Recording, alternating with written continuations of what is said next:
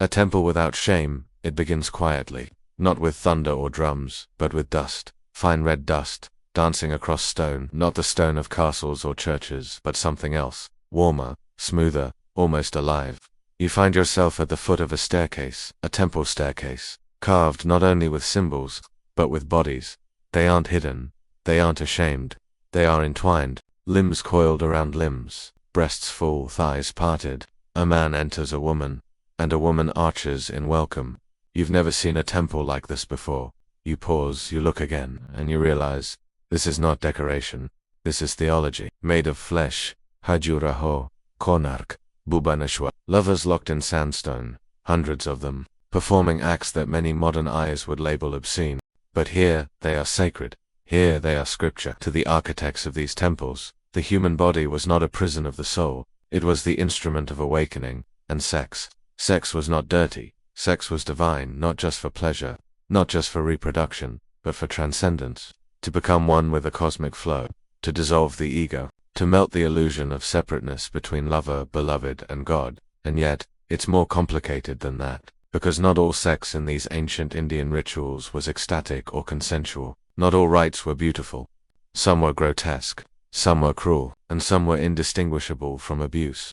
This is the story of ancient India's sacred sexuality, its divine carnality, its disturbing rites, its temple prostitutes and celibate yogis, its sensual gods and detached sages, its devotion, its discipline, and its darkness. You've heard of the Kama Sutra, but that is only the beginning. This is not just about one book, this is about a worldview, a civilization that saw no contradiction between sex and sanctity. So make yourself comfortable, let your body relax, breathe slowly, because this will be a long night, and the gods are watching, the sleeping goddess and the serpent god. Close your eyes for a moment, imagine a coiled serpent at the base of your spine.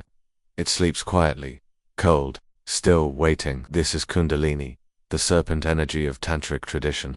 Now imagine a goddess, not outside of you, not in the sky, not in a temple, but within you. She sleeps too. She is Shakti, the creative force, the mother of all things, and the only way to awaken her is through union, not metaphorical union, not poetic union, but the real kind, flesh against flesh, breath with breath, man and woman, dissolving into each other like the Ganges dissolves into the sea. This is the basis of Tantra, not what Western magazines tell you it is, not about bedroom tricks or flexible positions, but about transformation through tension, holding, not releasing, awareness, not indulgence, and sex, used not for pleasure, but for power. Imagine a forest, not far from Varanasi. It is the 9th century.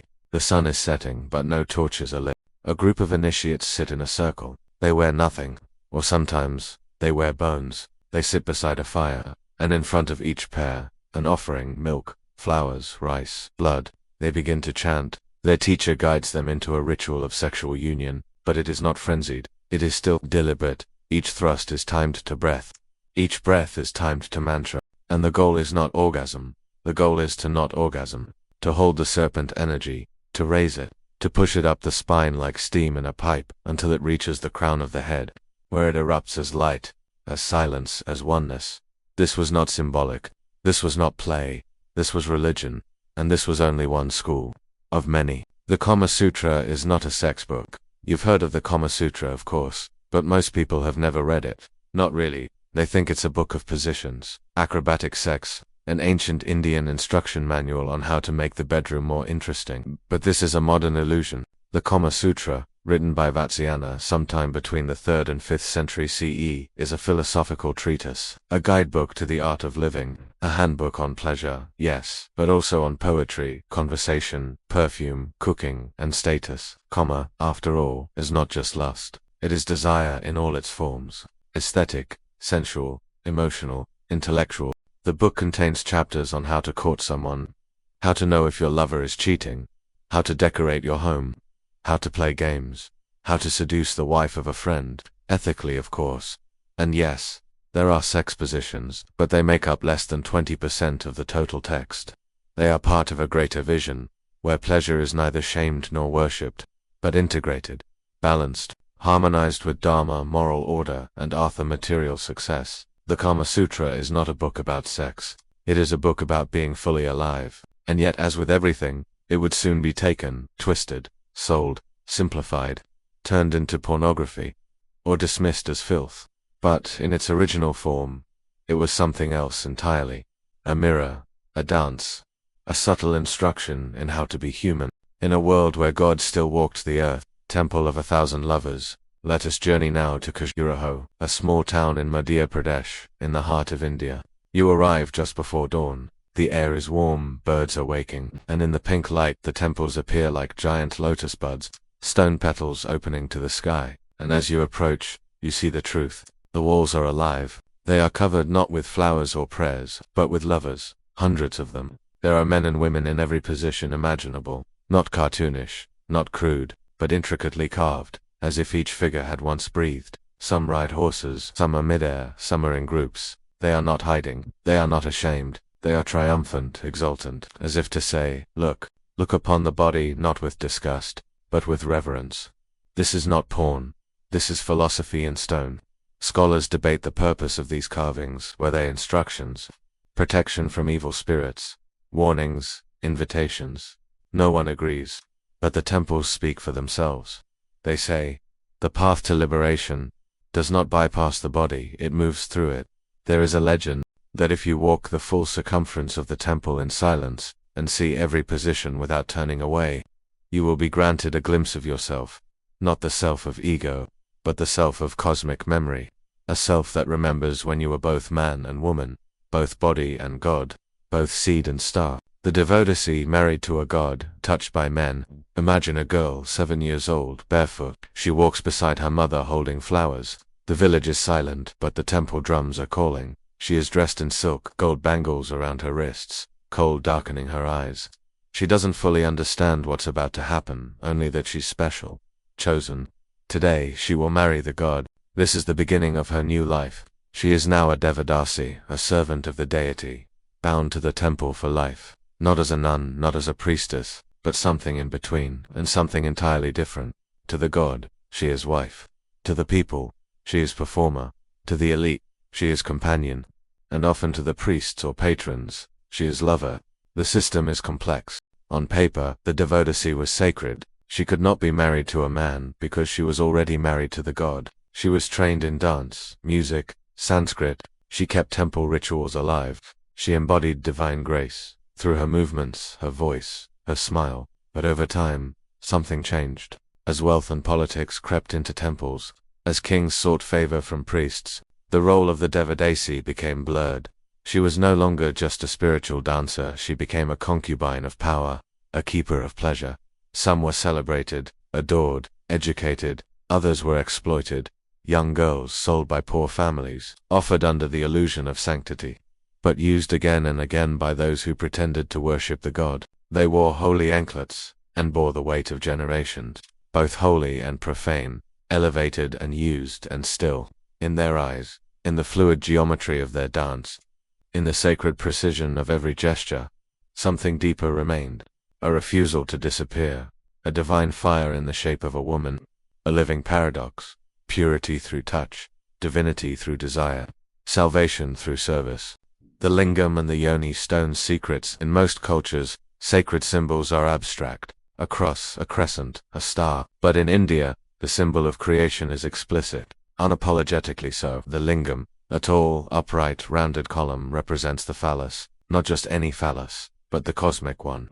The generative force of Shiva, the god of destruction, transformation, and eternal stillness. The yoni, a circular, often dish-like structure surrounding the lingam, represents the vulva, the sacred womb, the place from which all things emerge, and into which all things return. Together they are not obscene, they are not titillating, they are worshipped. Every morning, across thousands of temples, priests pour milk over the lingam, honey ghee. They decorate it with flowers. They chant to it. They bathe it, because it is not a penis.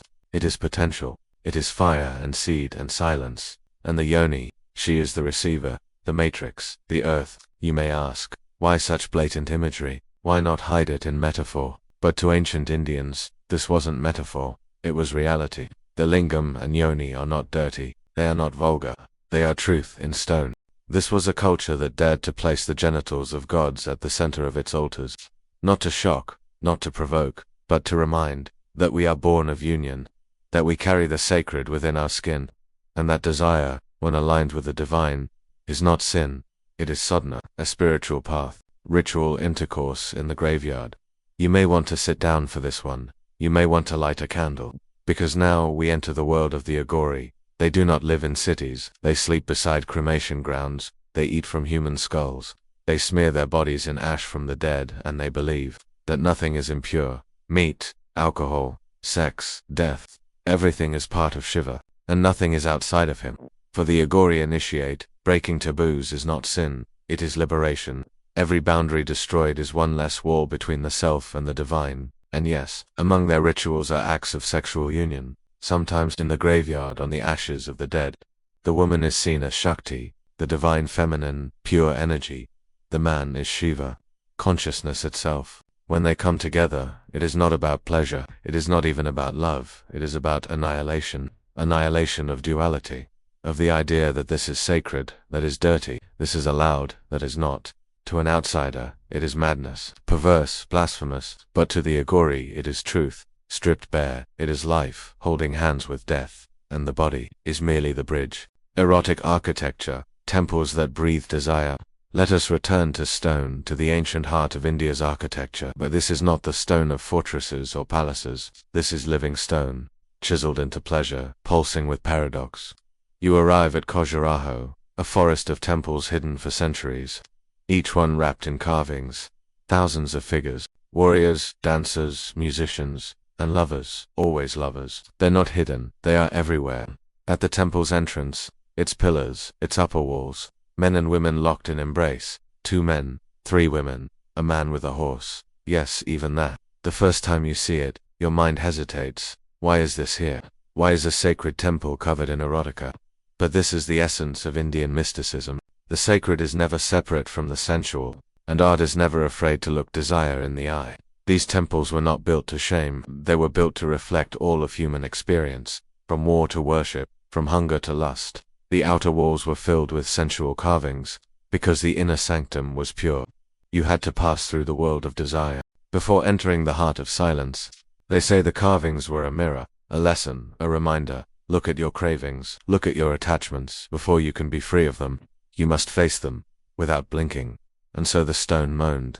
For centuries, quietly, watching pilgrims and kings come and go. And still it moans, as the sun falls over sandstone hips, and the shadow of an arched spine stretches across the steps of devotion. Kama Sutra, the book everyone misunderstands. You've heard the name, you've seen the covers, stylized bodies, twisted limbs, an invitation to fantasy. But what is the Kama Sutra, really? It is not a sex manual, it is not ancient porn, it is a science of life, a scripture of pleasure, a meditation on desire, written sometime between the 3rd and 5th century CE, by Devadasi, a celibate monk. Yes, you heard that right. The Kama Sutra was never meant to arouse, it was meant to instruct, to educate the elite classes, kings, courtesans, poets, on the art of living well. Only one section of the book talks about sexual positions. The rest covers everything else. Courtship, marriage, affairs, the psychology of attraction, the etiquette of lovemaking, the duties of a wife, the strategies of a courtesan. It is part of a larger philosophy. In Indian thought, there are 4 goals of human life: dharma, duty, artha, wealth, kama, pleasure, moksha, liberation, and kama was not optional. To deny it completely was just as dangerous as to overindulge. The Kama Sutra teaches, pleasure is natural, but it must be refined, channeled, made sacred. It speaks of how to touch, when to wait, when to speak, when to remain silent. It is a dance, not of bodies alone, but of souls. Today, we laugh at it, misquote it, reduce it to images, but once, it was a mirror to the human condition, and in its pages, desire became devotion, sacred prostitution and the politics of purity. Let's look deeper, not just at the temples, but at the temple economy, because where there is ritual, there is hierarchy, and where there is hierarchy, there is control. The Devadasi system, once sacred, began to morph, slowly, then rapidly, into something more transactional. Temples grew rich, land grants, jewels, livestock, and with wealth came politics. The king gave gold to the temple blessed his reign, the priest received offerings, the devotee entertained the court, Everyone played their role, but beneath the dance was a bargain. Girls were still being offered to the deity, but the deity didn't speak. The priests did. In some regions, virgin girls were ritually deflowered as part of offerings, sometimes by a Brahmin, sometimes by a powerful patron. It was called sacred, but it was often abuse. They called it divine union, but it was control wrapped in ritual, a silencing disguised as sanctity. Still, the Devadasis endured. They formed communities, passed on songs and scriptures, protected each other, and even resisted quietly, in rhythm and gesture. They were not victims, nor saints, but something in between, a mirror to the society that worshipped them by day, and discarded them by night. When the body was a cosmos, tantric rituals of union. Now let us enter the labyrinth, the quiet, candlelit corridors of Tantra, a path so misunderstood that even those who walk it rarely agree on where it leads. Tantra is not one thing. It is not a book, or a doctrine, or a system. It is a vast, breathing organism, a tradition as fluid as the gods it honors, but at its core is one daring belief. The body is not the enemy. The senses are not obstacles. Desire is not a distraction. They are the path itself. While ascetics fled from pleasure, tantrikas moved toward it, not to indulge, but to transcend. The ritual began slowly. A dark room, 2 practitioners, a man and a woman. Sometimes strangers, sometimes lovers, sometimes neither. No words, only breath, only gaze. In Tantra, sex was not sex, it was jnana, a sacrifice. The ego burned, the illusion of separateness dissolved. The goal was not climax, it was not mind, a stillness born not of repression but of full expression until only silence remained. They visualized the goddess within the woman. They honored her with garlands. They anointed her feet. They touched, not to possess, but to awaken. But it was not all sweetness. Some tantric rites crossed boundaries. Deliberately, they ate meat, drank wine, had intercourse in cremation grounds. They sought transgression as a tool of awakening. By breaking every rule, they hoped to break the illusion of the rulemaker. It was dangerous and powerful, and yes, disturbing. Because when the body becomes a temple, everything becomes sacred, even the things society fears. The cremation, ground rituals, sex, death, and the goddess, Kali. You are standing in ash. All around you, silence, smoke, and skulls. This is not a battlefield. This is a cremation ground. In the tantric tradition, this is where the real rituals begin. Not in the temples, not in palaces, but here, where life ends, where the illusion of permanence cracks. The goddess Kali lives here, naked, wild-haired, necklace of skulls, belt of arms, tongue dripping blood. She is not gentle, she is not sweet, she is not safe. She is the truth beneath appearances, and she demands to be seen.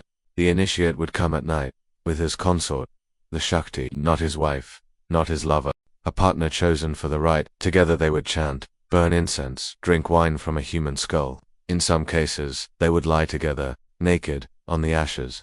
Sex, not for pleasure, but for annihilation. Every touch was a surrender. Every breath, a prayer. Every movement, a ritual dance of life and death. In this rite, the goal was terror. To shatter the ego. To awaken the sleeping god within the spine. To stare into the abyss, and not look away. The panchamakara, the 5 forbidden substances, were often used. Wine, meat, fish, parched grain, and the 5th Maithuna, sacred sexual union. To perform it in the place of death was to say, nothing is profane, everything is divine, even this, especially this. The yogini temples, flying witches and tantric queens, now step into a circle, a stone circle, open to the sky. No roof, no central shrine, only 64 niches, each one home to a goddess, a yogini. You are at Hirapa, a 1,000-year-old tantric site in Orissa, built not for crowds, but for secret rites, rites led not by men, but by women. The yoginis were not gentle goddesses, they were fierce, laughing, clawed, winged, some with animal heads, some dancing on corpses. Worshippers came at night, often alone. They would whisper mantras, walk the circle, offer blood, sometimes their own. The yoginis were believed to fly, to shift shapes, to control storms, to possess bodies. Some believe they were worshipped by tantric queens, female adepts who rejected marriage and motherhood, choosing instead a life of ritual, secrecy, and power. It was here, some say, that female sexual energy was celebrated as divine fire, dangerous, necessary, and uncontainable. There were rituals of union, yes, but also of solitude, of discipline, of invoking the goddess into the practitioner's body. You were not worshipping the yoginess from afar. You were becoming one of 64, one of the circle, no beginning, no end. The stone remembers, even now. It sits open to the monsoon, waiting for footsteps that no longer fall. But if you close your eyes, you might hear wings, lingam and yoni, symbols of cosmic union. Now we enter the world of symbols. Simple shapes, curved stone, cold to the touch, but burning with meaning. In countless temples across India, you'll find a cylindrical stone, the lingam, rising from a circular base. The yoni, at first glance, it is abstract, geometric, unassuming. But look closer. It is a symbol of Shiva and Shakti, the masculine and feminine energies of the universe, the stillness of consciousness, penetrating the swirling dance of creation. It is a sexual symbol, yes, but not crude, not literal. It is cosmic. The lingam is the pillar of light, the spine, the axis of existence. It is erect, yet silent, stable, yet infinite. The yoni is the womb, the gateway, the spiral of matter and birth and dissolution. Together, they are not just male and female. They are duality and unity, motion and stillness, form and formlessness. Worshippers pour milk over the lingam, they circle it, they chant. They touch the base gently with fingertips. It is not arousal, it is reverence. And yet, in this still sculpture, sex becomes sacred again, not a dirty act, but the dance of the stars themselves. The union of lingam and yoni is the origin of creation, and when you bow before it, you are bowing to the possibility that even your own desires are part of something eternal, asceticism and forbidden temptation. Now we look to the other side, to the forest-dwelling monk, the sadhu, the renouncer. While temples celebrated union, these men fled from it, fled from the touch of women, from desire itself. They smeared ash on their bodies, wore only bark, ate once a day or not at all. To them the body was a trap, and lust was the strongest chain. They meditated for years, alone in caves, eyes closed, breath slow, dreams haunted by visions. They dared not speak aloud, but desire is persistent. In ancient texts, even the gods themselves attested. Once, the sage Vishwamitra meditated in silence for 1,000 years. To break his penance, the god Indra sent the celestial nymph Menaka. She danced before him, naked, her anklets the only sound in the forest. He opened his eyes. One glance and he was undone. They lived together for years, had a daughter. Then he left, ashamed, determined to begin again. This is the tension that runs through Indian thought. Pleasure and renunciation, touch and transcendence. Even the gods are torn, even the wisest sages fall. And so, in the shadows of great temples, there were always hermits, hunched beneath banyan trees, trying to forget what the stone walls remembered. The courtesans, artists, teachers, and erotic scholars. Let us now enter the world of the courtesan, but not the way you think. In ancient India, a courtesan, a Nagavatu, was not merely a companion. She was a public figure, a patron of the arts, a connoisseur of music, poetry, and politics. She lived in the finest houses, was trained from childhood, not just in dance, but in the Kama Sutra, the science of pleasure. She knew how to speak with elegance, how to argue, how to advise kings. She could recite Sanskrit verses and solve philosophical riddles. In a world where women were often denied education, the courtesan embodied empowerment, but also carried the weight of commodification. She was revered and yet never quite respectable.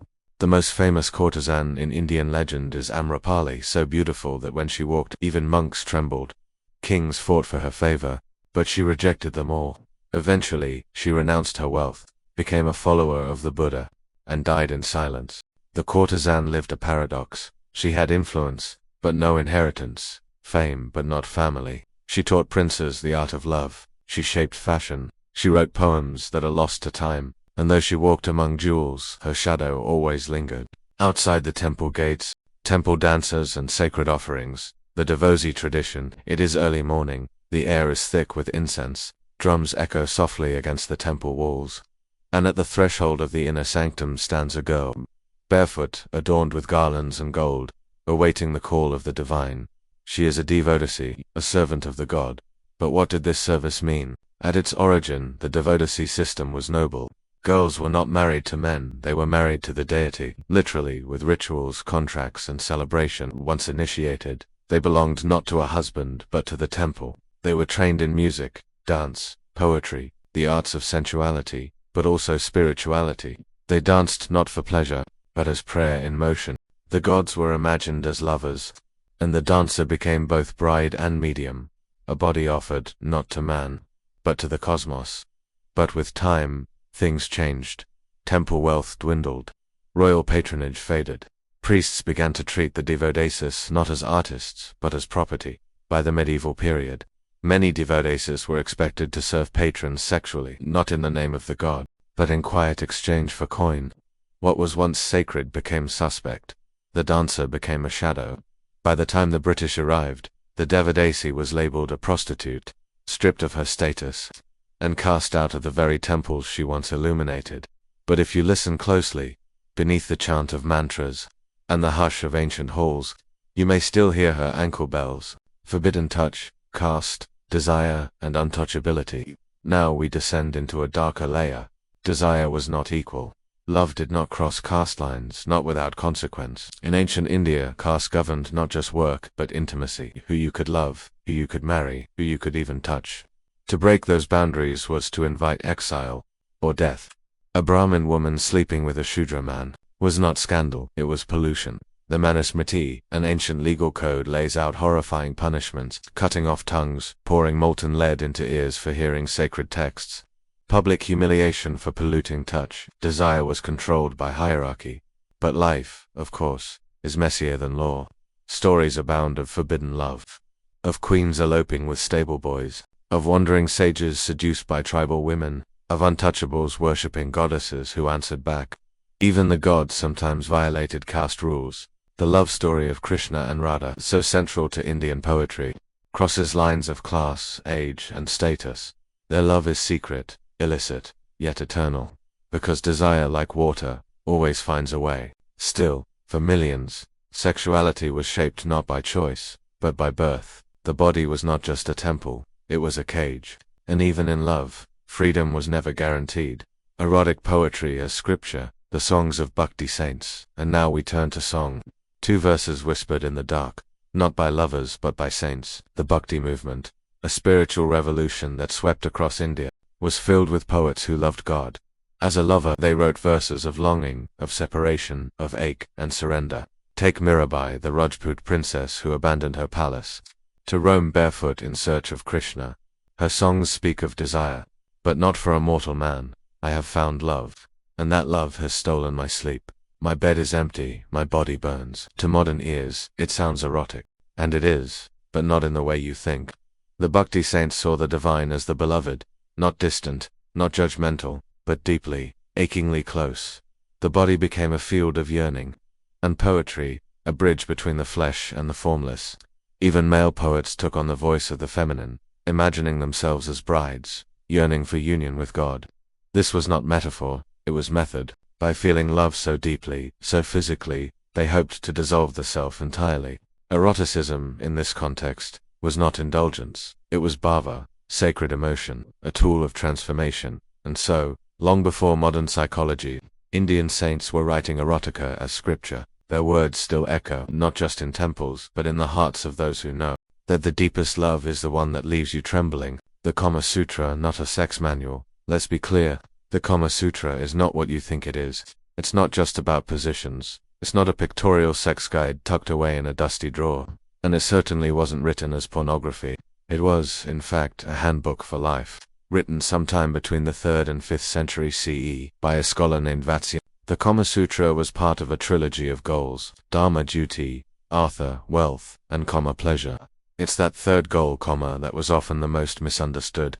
The Kama Sutra covers how to choose a spouse, how to decorate your home, how to hold intelligent conversations, how to behave with elegance at parties, and yes, how to make love, but not just the mechanics, the philosophy behind it. It treats the act of lovemaking as a subtle art of timing, tone, intention, and energy. It speaks of women's pleasure openly, something rarely done, even in many modern societies. It categorizes kisses, it ranks moans, it offers specific details on the sounds a woman might make based on her temperament, but more importantly, it places pleasure as a sacred pursuit, not a vice. In the ancient worldview, to master love was to master life itself. And so, the Kama Sutra is not a manual of lust. It is a text of balance between duty and desire, impulse and etiquette, a mirror of how even the most primal urges were given space to be studied, refined, and respected. The role of perfume, aphrodisiacs and sensory rituals. Sex, in ancient India, was not a rush toward climax. It was a ritual of atmosphere. Before a lover touched skin, they touched the air, the scent, the lighting, the rhythm of sound. The Kama Sutra, and other classical treatises, spend pages describing perfumes. Sandalwood, jasmine, vetiver, oils were warmed gently before being applied, not splashed, but anointed.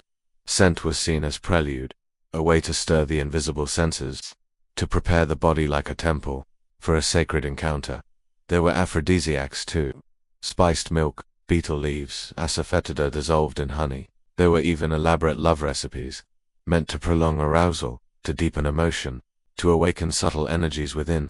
There was music, always music, a low lute, a slow drum, words sung in ancient tongues, vibrating through candlelit courtyards, and there were gestures, how the lover entered, what they said first, how they bowed or looked away, because every detail mattered, not for theatrics, but because sex was not an act, it was a performance of the soul. To rush would be to miss the moment. To fail to prepare the senses was to show disrespect to the divine potential of pleasure. In modern terms, you could call it mindful, or tantric. But in its time, it was simply culture. The art of doing nothing carelessly, not even desire. Sexual alchemy, the mysticism of bodily fluids. Here we descend even deeper, into ideas that may feel unsettling. In the tantric view of the body, fluids were not waste. They were power. Semen was not merely reproductive. It was Oja's life essence, a spiritual fuel. It was said that a man who preserved his semen could transmute it into clarity, strength, even psychic vision. Likewise, female fluids called rasa were considered not taboo but divine nectar. In certain tantric sects, intercourse was done not for pleasure, but for alchemy, to awaken kundalini, to dissolve ego, to taste the infinite. These rituals were done at night, in secret, sometimes in graveyards, with fire, chanting, and symbolic gestures. The body was the lab. The fluids, the elements, the union of man and woman, was seen as Shiva and Shakti coming together to collapse duality. But it wasn't about orgasm. In fact, in many practices, the goal was to hold back, to internalize the energy, to reroute it upwards through the spine. This was not sex for reproduction, not sex for pleasure. It was sex for liberation. It unsettled orthodox priests. It scandalized invaders. And today, it still lies buried in obscure Sanskrit texts that few dare to translate. Because to believe in the divinity of fluids, to see sex not as shame but as sacred chemistry, requires a worldview that modernity has mostly forgotten. The ritual of first night, when the priest watched in some ancient regions of India, long before the British reshaped the discourse on purity and shame, a peculiar custom thrived quietly in rural corners of temple-centric societies. The wedding night, for many, a private ritual of consummation, was once anything but private. Among certain communities associated with Tantric Shaivism, the first night of marriage was not secluded in a candlelit chamber, but rather, overseen. A priest, often elderly, often silent, would be present, not to participate, not to bless, but to observe. The custom was rooted in an idea foreign to modern sensibilities, that sexual union was not personal, it was cosmic. And just as a sacrificial fire required witnesses, so did the sacred union of two bodies. The groom and bride were often virgins. The priest, never permitted to speak during the act, was there to ensure the act was not merely biological, but performed with discipline, attention, and ritual form. In some versions of this custom, particularly in Kamarupa Assam and Tantric Kashmir, the priest would chant softly under his breath, invocations to Shiva and Shakti, while the newlyweds tried to synchronize breath, rhythm, and gaze. There was no embarrassment. There was no voyeurism. It was seen as sacred theater. But even so, modern readers may squirm, because between sacred supervision and intrusive ritual lies a very thin line, and not every couple felt divine under those eyes. Still, for centuries, this ceremony of first sacred union under supervision survived, until shame caught up. Until colonialism reduced Tantra to taboo and the priest's silence was replaced by judgment. The mirror of many mouths. The oral temple rite. There's a temple, long forgotten by pilgrimage routes, nestled in the dry belly of Andhra Pradesh. Inside, faded murals depict what seems like a gathering of dancers, but upon closer inspection, one sees that the mouths are not singing, they are kissing, licking, exploring. Oral sex, in this context, was not only accepted, it was exalted, because the mouth was considered the organ of truth. The tongue, the bridge between word and pleasure, the ritual, known among practitioners as Mukha Yatra, the journey of the mouth. Its purpose was twofold: to cleanse the ego of performance, and to awaken humility through service. One partner would lie still, the other would use only the mouth, no hands, to explore every fold, crevice, scent, and taste of the beloved. But this was not meant to arouse, not at first. It was meditation. Tantric adepts believed that oral worship was a gateway to transcending disgust, a common emotion blocking spiritual progress, and yet, it was also deeply intimate. Sanskrit manuals, some now banned, describe the ritual in poetic terms. The tongue is the swan.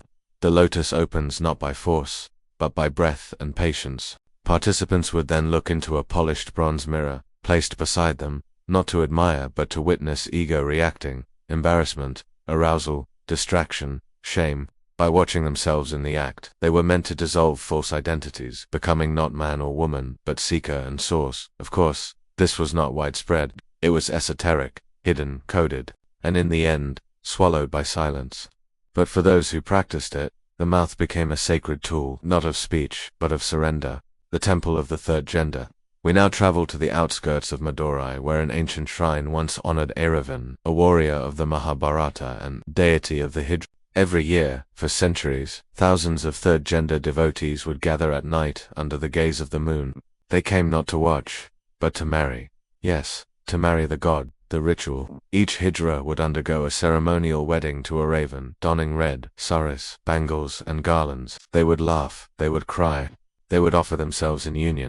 And the next morning, the god would die. Symbolically, the red saris became mourning robes, the bangles were smashed. And for one day, these outcast individuals, neither fully man nor woman in society's eyes, were seen as brides, as wives, as holy participants in divine drama. But the ritual also had deep sexual undertones. In many accounts, the night was spent in union with fellow devotees or with symbolic partners, enacting a raven's mythical wedding night. This was their one sanctioned moment of sexual expression, masked in devotion. But when the British arrived, they called it indecent. Colonial officers referred to hydras as eunuchs and criminalized them. The temple fell into decline. The rituals were forced underground.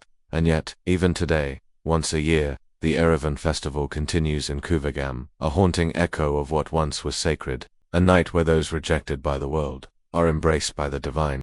Of oils and orifices, the forgotten manual of intimate healing. While the Kama Sutra is well known, few know of its less famous cousins, manuals that focused not on positions, but on preparation. One such manuscript, attributed to Vatsyayana's later disciples, is known only in fragments. It details the practice of Anangaveda, the science of arousal without touch. Central to it was oil, but not just any oil. Oils infused with crushed sandalwood, saffron, rose, ashes of sacred fire, and sometimes powdered pearls. These oils were meant to be warmed with breath, not flame. Applied to ears, soles of the feet, inner thighs, navel, and often, the anus. Why? Because these were believed to be gateways of emotion. Stimulating them, gently and in ritual silence, could release trauma, awaken stored desires, or even trigger visions. One passage reads, "Do not seek the climax. Seek the crack in time where the body forgets its name." The practice was often done alone, as a form of devotional masturbation.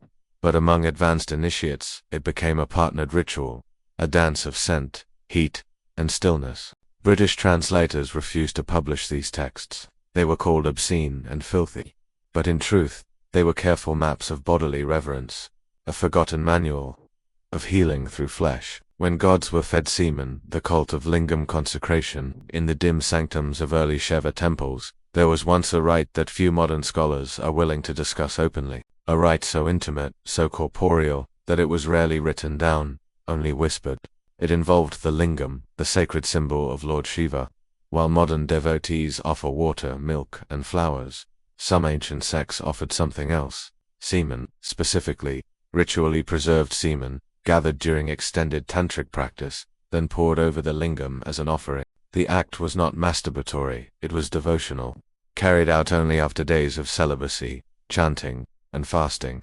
The semen was not seen as impure, but as divine fluid, the essence of potential. By offering it to Shiva, the practitioner surrendered their creative force, their ego, their very seed of life. In texts like the obscure Rahasya Shiva Tantra, it is written, "The seed withheld is power, the seed offered is surrender, the seed wasted is sin." The practice was sometimes solitary. In other cases, a tantrika and his partner would engage in ritual union, and at the moment of near climax stop, capture the essence, and offer it. British translators dismissed this as perversion. Victorian disgust ensured it would never appear in the colonially approved editions of Indian scriptures. Today this ritual is lost. Few temples acknowledge it, fewer gurus speak of it, but buried under centuries of shame, there once lived a path where even seed became sacred, the temple of painted lovers, eroticism as public art. In the state of Orissa, far from the tourist maps of Khajuraho, lies a crumbling temple complex whose walls bleed with color. Frescoes of couples, not just in embrace, but in vivid scenes of arousal, bondage, and mutual play, coat the interior walls. But this wasn't hidden. It wasn't scandalous. It was public teaching. Local oral traditions claim that young couples would visit the temple, sit before these erotic murals, and learn what the positions of pleasure, the ethics of consent, the rhythms of intimacy, and how to laugh together during sex. The priest was not a judge, he was a teacher. One section of the temple, now blackened with soot and moss, once bore an inscription, "No act done in love is unholy, only the unloved act is sin." In certain seasons, the temple held festivals where men and women were encouraged to paint their own desires on palm leaves, and hang them in the temple corridor. Some drawings were clumsy, others exquisite. All were accepted. This was not pornography, this was education. Sacred, awkward, joyful education. And then, one day, the British came. They called it filth. The temple was locked, the murals were whitewashed, but under the whitewash the lovers remain, still dancing, still teaching. If only someone would look. Yoni puja, worshipping the female in flesh and stone. At the heart of Shakta Tantra lies a ritual that many dismiss as myth, but which once pulsed with living energy across Bengal, Assam, and Orissa. Yoni puja, the worship of the female sexual organ, not metaphorically, but literally. In some temples, the yoni vulva was sculpted in stone, often in black granite. Pilgrims would pour offerings into the central cleft, honey, milk, red hibiscus, and sometimes menstrual blood, because in this tradition, the womb was sacred, not just as a vessel of birth, but as the portal between realms. But there were deeper forms of this ritual, secret, quiet, forbidden. In these rites, a real woman, often a tantric consort, trained in ritual stillness, would sit as the living embodiment of the goddess. The practitioner would approach her not as a lover but as a devotee. He would kneel, offer chants, offer breath, sometimes offer his tongue. It was not done for arousal. It was done for ego erasure, to make the man small, to confront his fear of surrender. Not all sects approved. Some denounced it. Even among tantrics, it was controversial. But for those who practiced it, yoni puja was the most radical form of reverence, where worship did not end at the altar, but began with kneeling before the living goddess. Erotic sculpture as cosmic blueprint, what Khajuraho actually meant. Tourists flock to Khajuraho, they giggle, they snap photos, they marvel at the eroticism carved in stone, but few know what they're actually looking at. Those sensual figures, couples mid-embrace, group orgies, acrobatic acts, are not mere decoration, they are maps, cosmic diagrams, embedded in sandstone, teaching how energy moves through the body, how the sacred joins with the profane, and how duality dissolves in union. The sculptures are arranged in very deliberate layers. The outer walls show the mundane, the sensual, the earthly, the inner sanctum, bare, silent, empty. This was intentional. The message was clear. You must pass through desire to reach emptiness.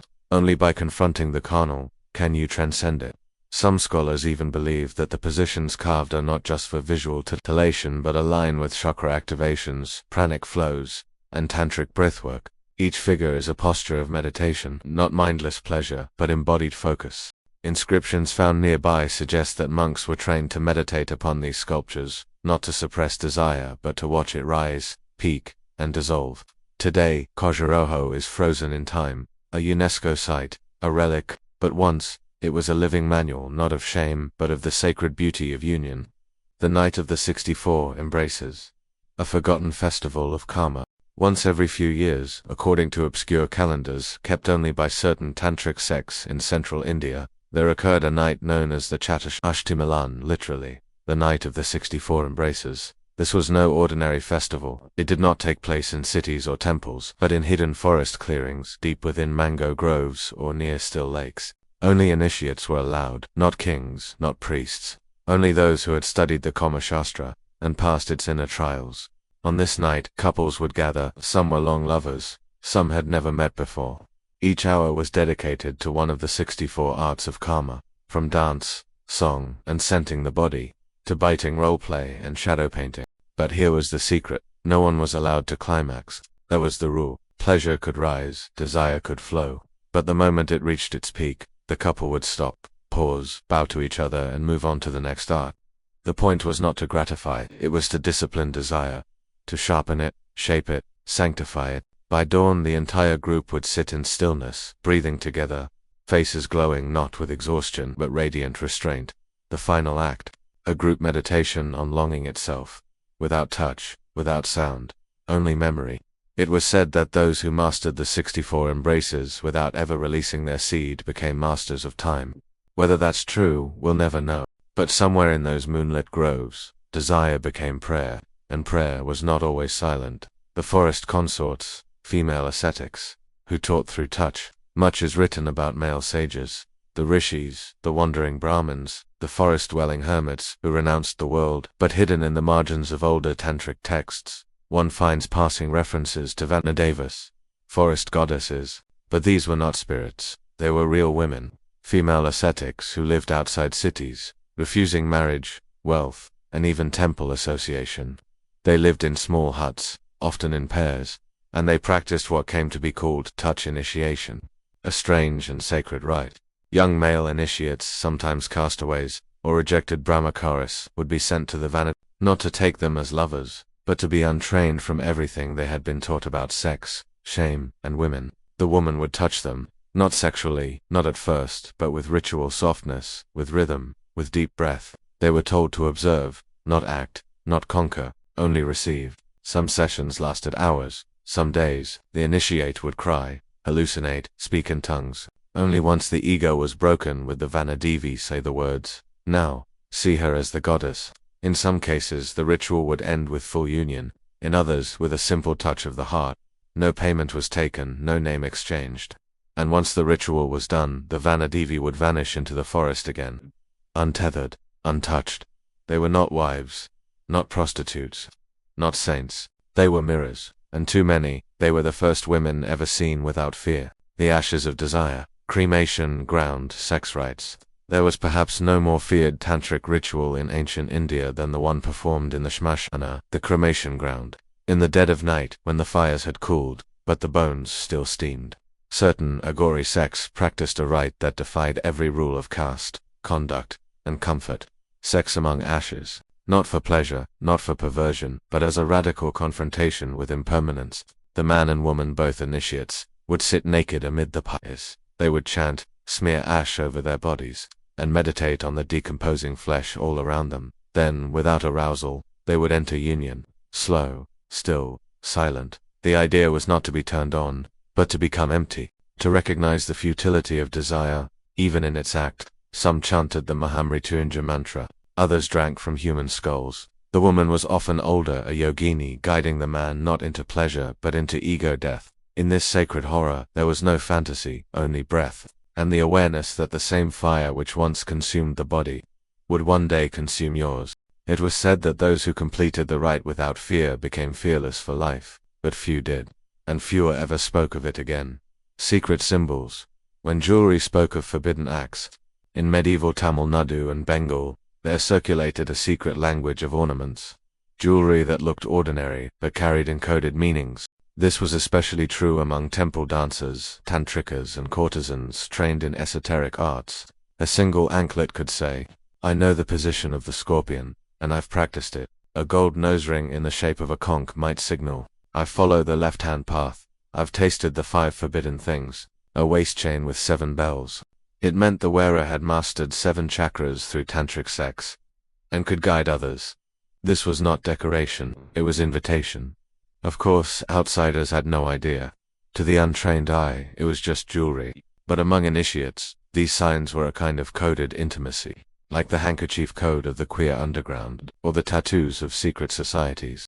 Even sandalwood paste designs applied during festivals could send signals, a single dot above the eyebrow. Tonight, I fast a swirling line behind the ear. I am in ritual heat.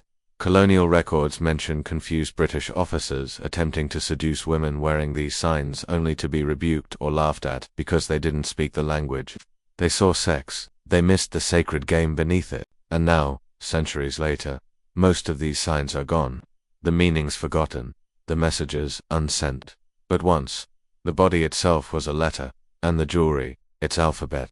The sleeping brides of Kartikeya, a festival of sacred waiting. In the eastern regions of ancient India, especially in Orissa and Bengal, there once existed a rare and solemn festival during the month of Kartik, the month associated with the god of war and celibate youth, Kartikeya. But unlike other festivals of war gods, this was a ritual of stillness. It was called Kumari Nidra, the sleep of the virgins, and the practice was simple but haunting. On the eve of the full moon, a group of unmarried girls, aged between 12 and 16, were taken to a temple of Kartikeya. They were dressed in white, their hair oiled, their eyes lined in black coal. Each girl carried a lotus in her hand. But here was the strange part. At sundown they were led into a room, the inner sanctum, where they would be instructed to sleep beside the idol of Kartik. No priest stayed with them, no light was allowed. They slept on mats, side by side, unmoving, and the belief that in their dreams Kartikeya would visit them, not to defile, not to seduce, but to teach them the power of restraint. The next morning each girl was asked to describe her dream, and based on her words, elders would decide whether she was ready for marriage, or destined for a spiritual path. Some girls claimed to have seen Kartikeya as a flame, others as a voice. Some said nothing at all, and those were sent home. But those who spoke of seeing him bathe in fire or walk barefoot over water were often marked for initiation into Tantric paths. Historians debate if this was symbolic, a psychological rite of passage, or something deeper. But for many, the experience was real, profound, and strangely intimate. They had laid beside a god, and returned unchanged, or perhaps not unchanged at all. The pillared chambers, erotic architecture as instruction manual. In the heart of Madhya Pradesh, at the temples of Khajuraho and in scattered ruins across Karnataka, stand carved pillars and panels filled with erotic imagery. But these were not just decoration, they were manuals, lessons carved in stone. The untrained visitor sees only sex. Bodies entangled, men with women, women with women, even men with animals, though often symbolic. But a trained initiate saw more. Take for instance a relief where 3 figures are entangled, but only 2 are looking at each other. The third figure is watching the horizon. This was a teaching that desire is triangular, never contained between 2. There is always the observer, always the self, watching itself. Another panel shows a man reaching toward a woman's foot while she pours water over his head.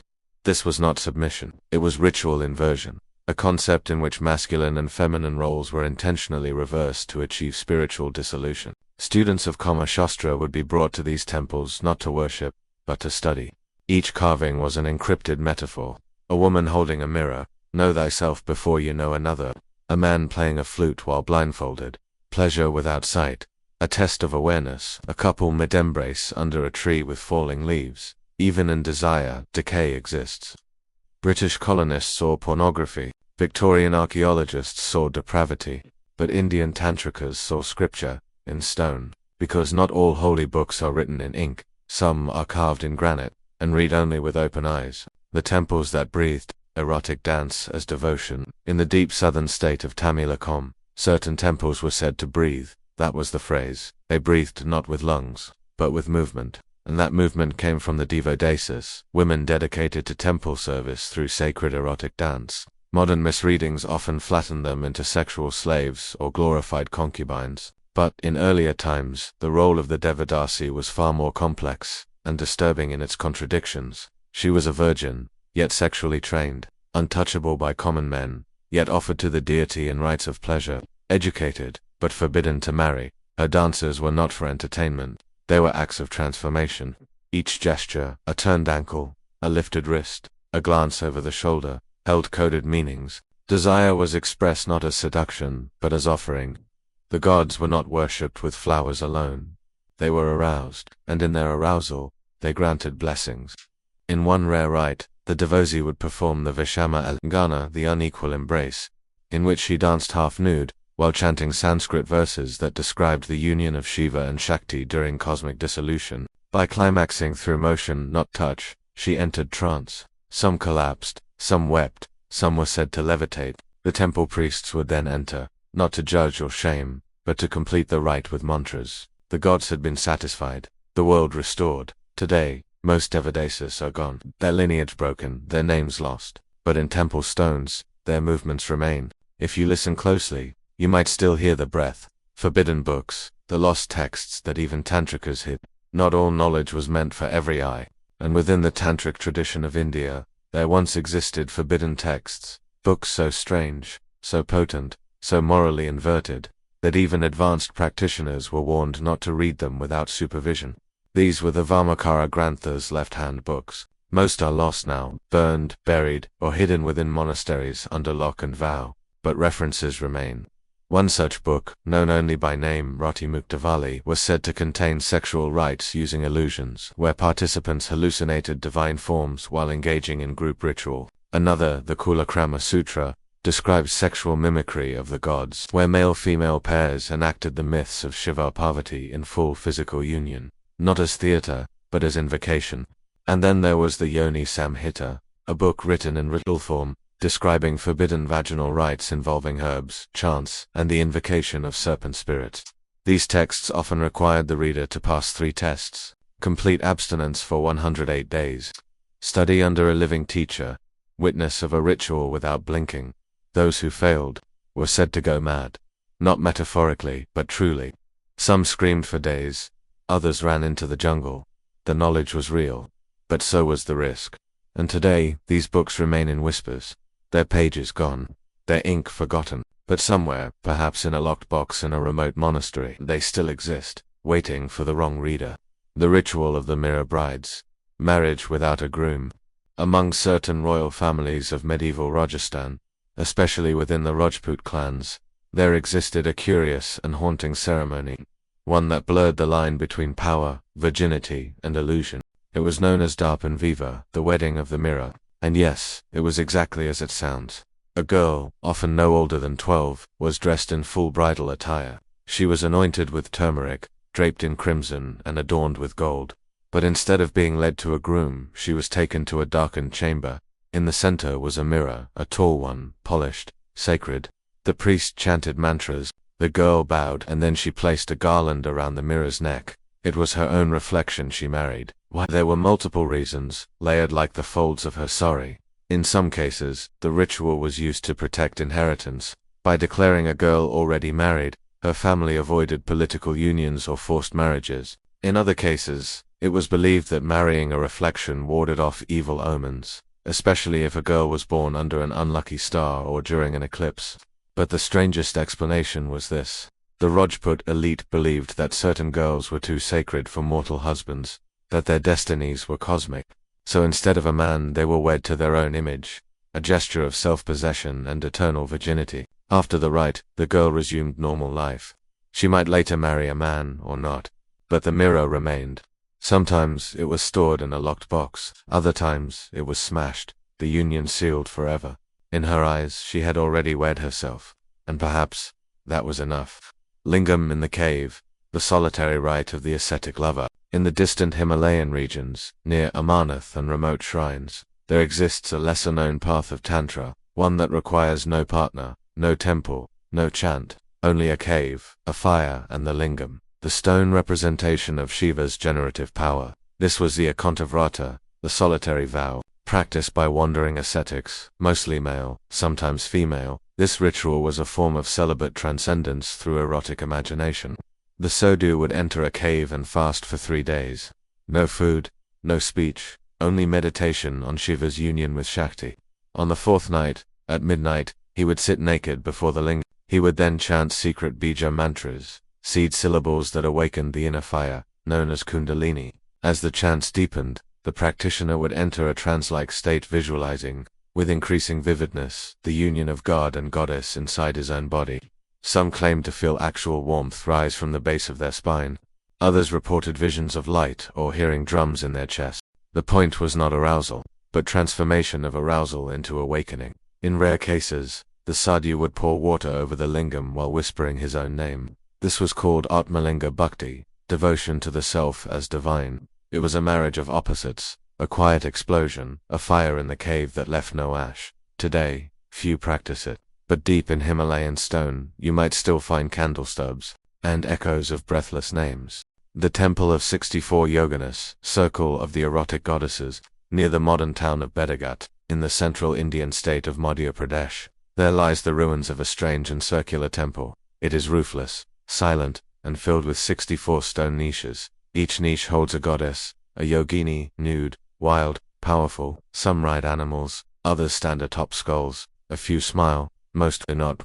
This was the Chalseth Yogini temple, a site of Tantric worship, specifically designed for rituals in the round. Unlike linear temples with priests and altars, this circle was democratic. Worshippers, usually initiated men and women, would stand in the center, completely naked, at night, under the open sky. Each would face a yogini and begin to imitate her pose. Some bent backward, others danced. A few sat still, eyes open wide. The goal was not supplication, but embodiment. You did not worship the yogini, you became her. Each session was timed with the moon, and at certain moments, sexual postures were enacted, not between people, but between a worshipper and the goddess she faced. This was done not physically but mentally. The rite was known as bhava samapana, surrendering of the mood, but in rarer, more advanced versions, actual coupling took place, often with masks on, eyes open, breath synchronized. Why? Because to join flesh while holding the vision of a goddess was to become more than human. No names were spoken, no hierarchies enforced. In the circle of yoginis, all were divine, or nothing at all. Vows of the sacred eunuchs, genderless devotion in the shadow temples, in the margins of the great cities and sacred sites of ancient India, there lived communities who belonged to neither the world of men nor women. They were called hydras, later degraded, often ridiculed, but in earlier centuries, they were revered as spiritual intermediaries. Among them, a few followed an ancient path called the Ardhanari Vrat, the vow of the half-woman god. This was a life dedicated to Shiva's androgynous form, Ardhanarishvar, the composite deity, half male, half female. To honor this god, the hydras would take vows of chastity, though not always celibacy, perform sexual blessing rites at births and weddings, serve in shadow temples, often built without public entrances. Their rituals were theatrical, erotic, and deeply emotional. In one such rite, called Shringa Puja, a hydra would adorn herself in jewelry, apply vermilion down the center of her head, and dance before the Ardhanari idol while slowly undressing. Each layer removed symbolized a gender expectation shed. As the dance climaxed, the hydra would face the idol and declare, "Neither man nor woman, I offer you what the world denies." This offering was not of flesh, but of identity. Some say these rituals could trigger visions. Others believed the hydras could bless or curse fertility, depending on how they were treated. Today, many of these practices are lost. Some survive in fragments, whispered among elders, but once, in the dim-lit shadow temples of ancient India, the genderless walked in gold, and the gods watched. The moon-bathing virgins, nighttime vows of fertility. It begins beneath a sky untouched by city light, where the stars still shimmered like polished glass, and the moon was a silent overseer.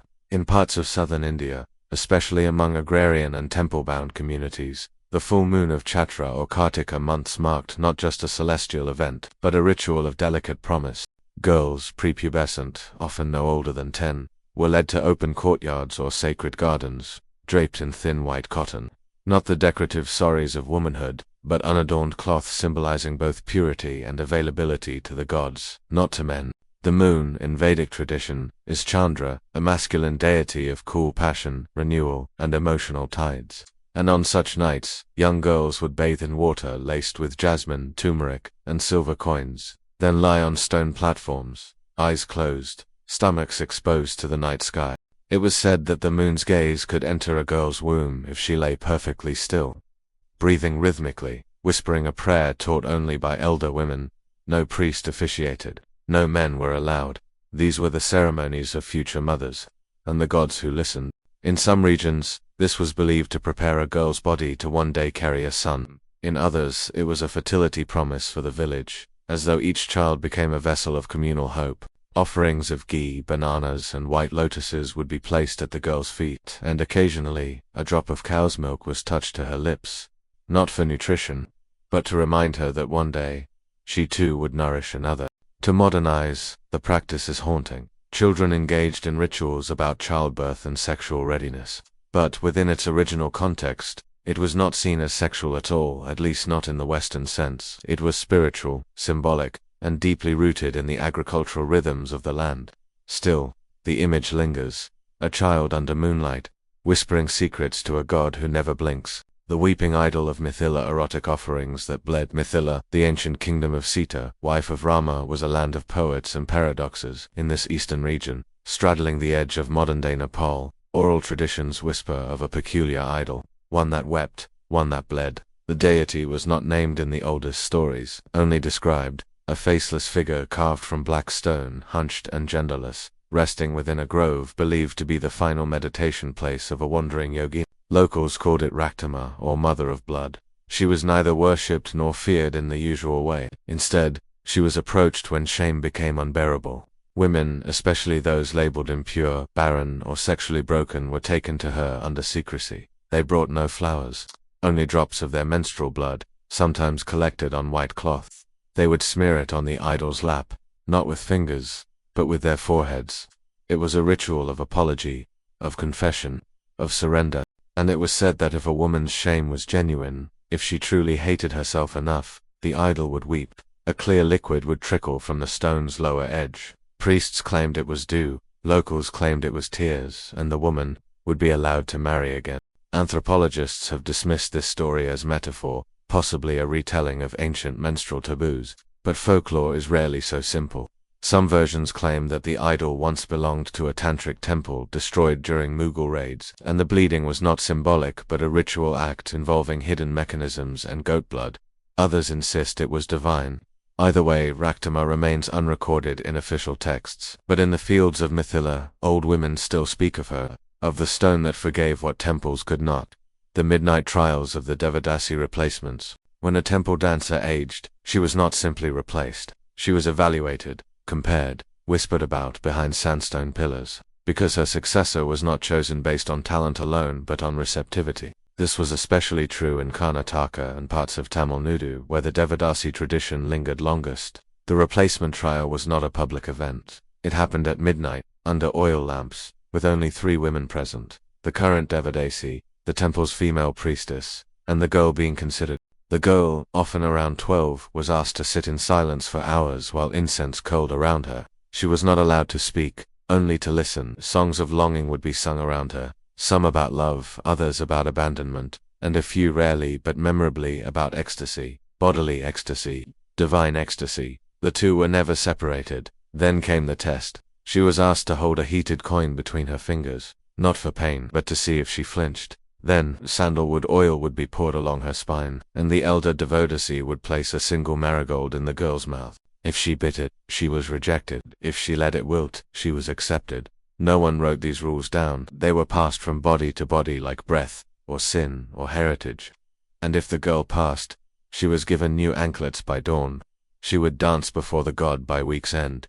The temple of the two-headed lingam, in a small forest clearing in Orissa, nearly buried by vines, lies a ruined temple dedicated not to Shiva alone but to 2 forms of his lingam, one erect, one inverted. The structure, known to locals as Divyashira Linga Mandir, is not mentioned in any mainstream Shaivite texts. Yet among tribal communities, especially those practicing esoteric Tantra, it was a site of ritual inversion.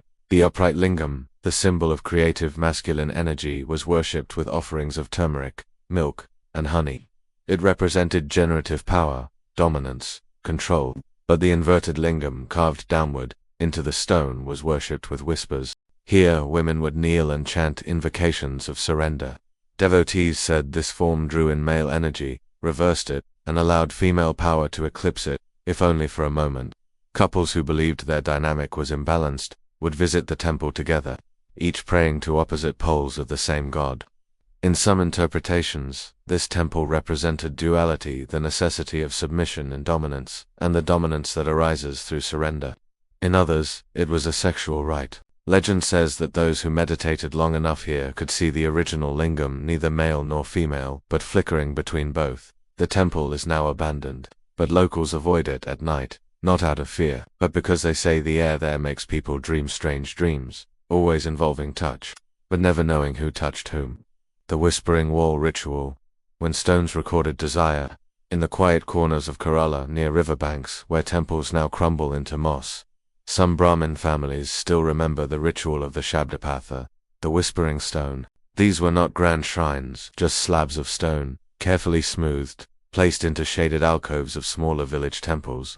What made them sacred wasn't their size, but their silence. Devotees, often young men and women, would approach alone. No priest, no crowd. They'd kneel before the wall, lean close, and whisper their sexual desires into it. Not prayers, not confessions. Desires, forbidden, aching, or unfulfilled, spoken into rock. The belief was that the stone absorbed the words, held them, sent them to Shiva, Lord of destruction and creation, for judgment. If the desire was too selfish, the stone would stay warm for days, a sign of rejection. If it cooled instantly, it meant approval, or so the devotees believed. Some would return the next morning to find flower petals scattered near the stone left by other devotees, as offerings of solidarity. Others claimed that animals, especially snakes, would be drawn to the stone after certain whispers, as if listening.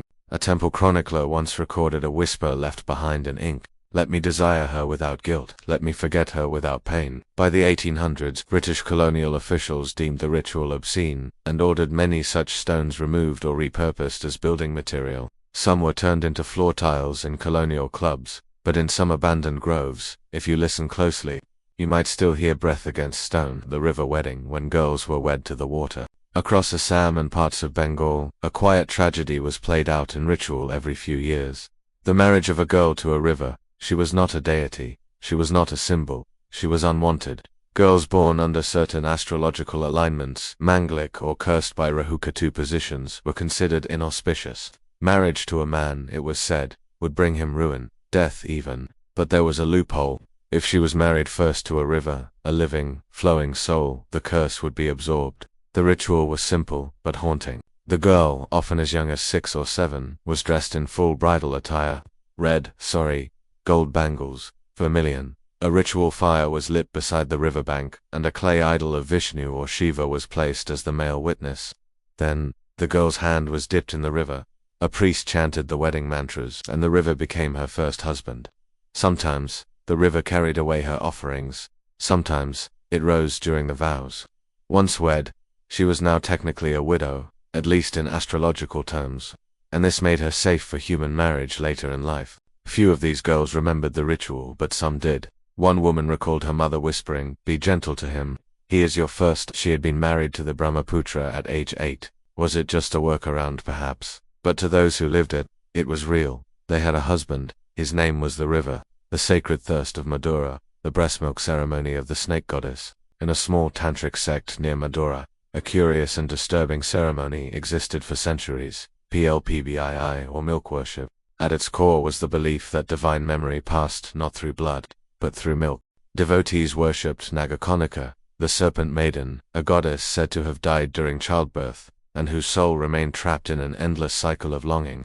To release her, women offered their own breast milk at her shrine. This offering wasn't poured, it was consumed by other women, occasionally, by priests. The ritual was performed only during Amavasya, the dark moon night, when spirits were said to roam more freely. Nursing mothers would fast for a day, cleanse themselves, and then express a small amount of milk into a sacred bowl. The milk was not stored. It was warm, immediate, intimate. A young girl, ideally a virgin, would drink it while reciting chants to the goddess. This was said to pass the memory of the mother to the girl, who would one day carry it forward through her own womb. In rare cases, the ritual involved adult women feeding each other directly, breast-to-mouth symbolic rebirth, they called it. Outsiders were forbidden. Even male children were not allowed near the shrine. Those who broke the rule were said to be bitten in dreams, always by a snake, always in the chest. The ritual faded by the 19th century, but its echoes remain. In rural Madura, some still believe that mother's milk remembers everything. even sins. The Queen's Mirror Chamber. Tantric books only women could read. Within a ruined fort in Rajasthan, never officially named, never restored, there is a chamber without doors. It has only one window, positioned high above eye level. Inside mirrors, not glass, but polished obsidian slabs imported from deep quarries, likely from Gujarat. And in the center, a plinth, once holding a book, now gone. Local legends call it the Stree Yantra Kaksha, the chamber of the female diagram. They say it was built by a tantric queen, perhaps a concubine elevated to royal status who studied sexual rites not just for pleasure but for power. She wrote her own Kama Sutra, not a revision, a resistance. It spoke of female initiation, of pleasure as political dominance, of wombs that rewrote fate, and it was said that her book could not be read in male presence. The ink vanished if touched by men. Only women, alone, could read it reflected through the mirrors. Each mirror refracted part of the diagram, revealing meanings hidden in plain view. The ritual involved silent reading, naked, always. The queen believed that only in full vulnerability could the symbols rearrange themselves in the mind. When Mughal invaders stormed the fort, the queen vanished. The book disappeared, but the chamber remains, dusty shadowed, mirrors intact. Some say that if a woman enters at dusk, she can still see the words reflected behind her, only if she doesn't try to read. Only if she listens, to the mirrors, to the silence, to herself. And so, we close this long and silent journey through temples carved with breathless detail, through rituals that bound the body to the divine, through stories too old to question, and too sacred to forget. This is not just a tale of desire, but of devotion. In the heart of ancient India, pleasure was never merely indulgence, it was energy, it was offering, it was the pathway between the mortal and the eternal. Where the West saw shame, India saw sanctity. Where others whispered, India chanted. With flowers, fire, rhythm, and reverence. The rituals we explored may now be gone, but the philosophy that birthed them remains. That the divine lives not only in the skies, but in the pulse of the body, in longing, in love, in union. This is the brilliance of Sanatana Dharma, eternal truth, infinite paths. And if you've made it this far, perhaps you now carry not only the stories, but the stillness they left behind. So rest now, with wonder, with peace, and with respect for a civilization that knew that even in silence the soul sings good night, and may the gods watch kindly over your dreams.